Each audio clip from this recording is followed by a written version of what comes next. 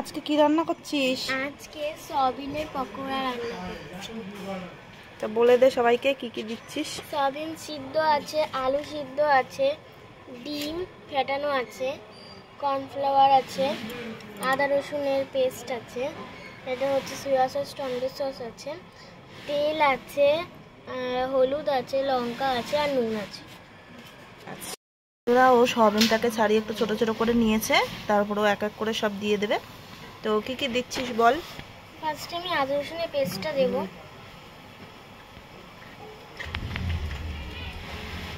এরপরে দেব হচ্ছে ডিম ফেটানো ডিম, এবার দেবো কর্নফ্লাওয়ার, ওটা তো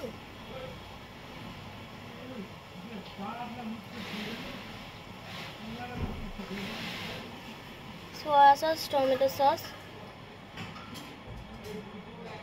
হলুদ, নুন, লঙ্কা, এবার মাখবো। এবারও একসঙ্গে সব কিছু ম্যারিনেট করে নেবে। তো দেখো উনানে বসিয়ে দিয়েছে পাত্রটা গরম হওয়ার জন্য। তো গরম হলেই তেলটা দিয়ে দেবে।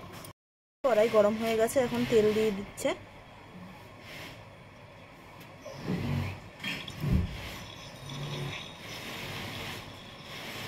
তো তেলটা গরম হলে এক এক করে ওগুলো ছেড়ে দেবে এর মধ্যে। তেলটা গরম হয়ে গেছে, এখন এক এক করে পকোড়াটা দিয়ে দেবে ভাজার জন্য।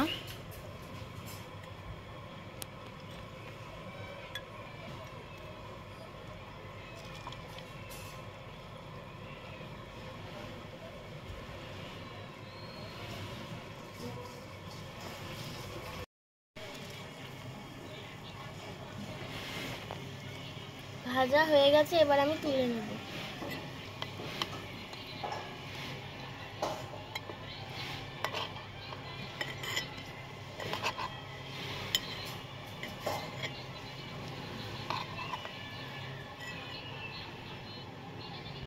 বন্ধুরা রেডি হয়ে গেছে সয়াবিনের পকোড়া। তো তোমরা সবাই বলো যে কেমন লাগলো ভিডিওটা। তোমরা যারা যারা এরকম করে খেতে চাও একদিন অবশ্যই বাড়িতে ট্রাই করে খেয়ে দেখো, তোমাদের অবশ্যই ভালো লাগবে।